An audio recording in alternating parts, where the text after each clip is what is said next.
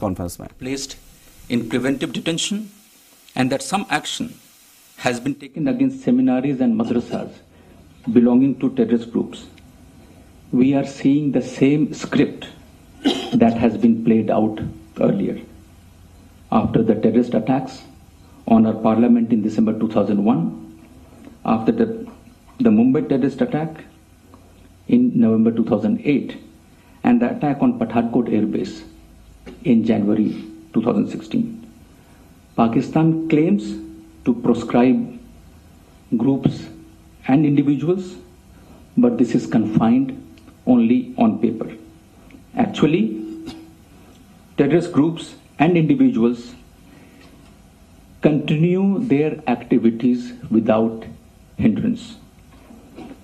Pakistan has not shown any serious intent to address the legitimate concerns of India and the international community. Despite the media interviews by Pakistan's foreign minister and former president Musharraf acknowledging the presence of Jaish-e-Mohammed in Pakistan, the spokesperson of the Pakistani armed forces openly denied the presence of Jaish-e-Mohammed in Pakistan in an interview on 6th March. This statement is a sufficient proof that Pakistan still remains in a state of denial.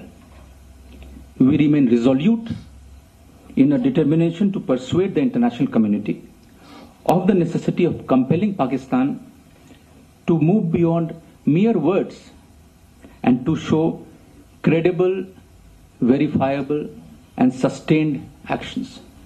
We have and we will continue to act with responsibility and maturity. Our armed forces continue to maintain strict vigil and will remain determined in the defense of the nation and its citizens.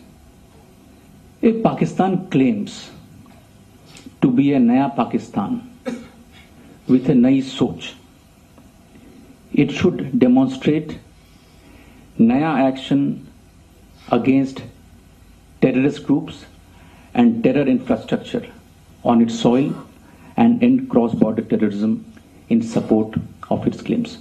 Thank you. I now open the floor to questions. Siddhant, and then we will move on. Please. So we have seen the MEA release last night. Our High Commissioner is going back to Islamabad. The Pakistani High Commissioner is coming back to India. Is it right to say that the worst is over, that de-escalation has happened between the two countries? Siddhant, there was never an escalation from our side.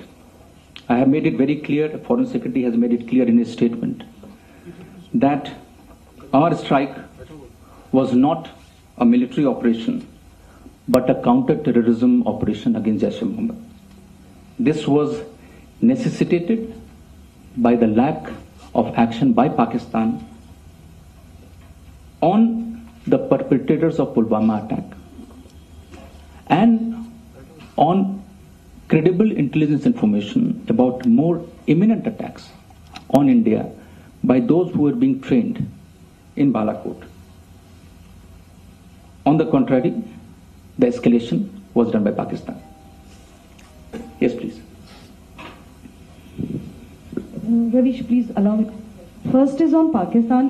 Pakistan Prime Minister yesterday said that Pakistan will not allow any terror group to operate from its soil, and this could be, God willing, this could be a beginning of a new era. How would you respond to his last night's interview? And also a question on Nirav Modi. We are not seeing much of action against Modi compared to what we saw against Mr. Vijay Mallya. On the first question, the answer is in the statement which I have read. You see, we have seen this happening time and again. As I mentioned, that the same script is repeating again, you see, so Pakistan has to now move ahead beyond mere words and take some credible, verifiable, and sustained actions against terrorists and terror groups. So that is what they have to do.